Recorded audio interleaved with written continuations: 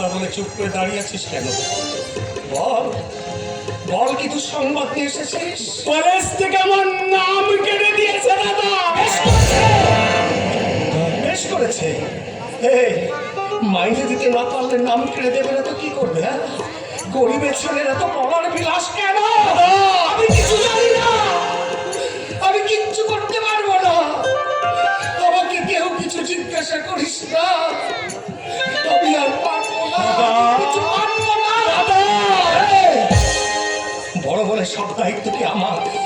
তোমার বয়স হয়নি, এই সংসারের উপর তোমার কোনো দায়িত্ব নেই। দায়িত্ব দায়িত্ব তো কোনোদিন দিতে চাওনি দাদা, কোনোদিন বলনি।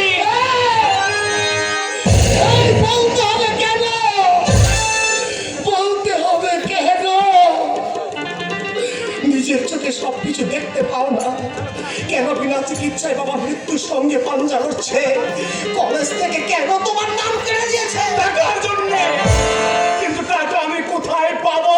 চুরি করে, ডাকাতি করে না।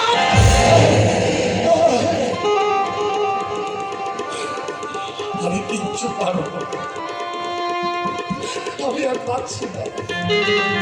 আমি হাত জোর করে মিনতি করছি, এই জীবন যন্ত্রণা থেকে তোরা আমাকে অব্যাহতি দে।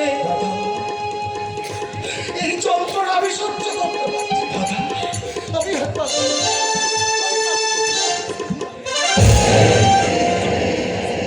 ডাকাতি? আমার দাদা বলছে? সেই দাদা? ওর কথা কিছু মনে করো না, ভাবছি ওর মাথাটা ঠিক নেই, ওর কথা কিছু মনে করো না। না না, আমার দাদা ঠিক কথাই বলেছে। আমি বড় হয়েছি, সংসারের মধ্যে আমার দায়িত্ব আছে, সংসারের মধ্যে আমার দায়িত্ব পালন করতে হবে। টাকা চাইনি না, অনেক অনেক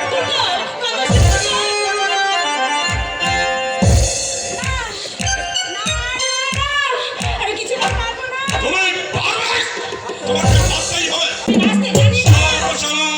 শখের যাত্রা থিয়েটারে নাচ গান করনি, ক্রিকেট খেলা করতে বাধ্য হয়েছিলাম। বিবেকের বিরুদ্ধে মানুষকে একসময় বাধ্য করে প্রকাশ করতে, পথে নামতে বিশাল সনদ মুখাত করলাম। যে আইন আমার কাছে সবকিছু করে গেছে, এই আইনকে পথে পথে বিপর্যস্ত করবো।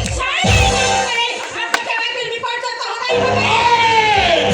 কোথায় আইন? আইন দিয়ে যেখানে বেআইনি কাজ বাঁচানো যায়, সেখানে এই বদমাইশ কারণকে না বানাই হোক সবচেয়ে বড় কারণ। দিনের মধ্যেটা বাড়াতে কি আমাকে ধরে এনে পা পড়তে তুলেছে। তার সহায় দুর্বল নারী সাধনা ছাড়া আপনার জন্য কোনো পথ ছিল না। বিশাল সন্ন্যাস পর্যন্ত তার কাজের কৈফিয়ত কাউকে দেয়নি, আর তোমাকেও দেবে না।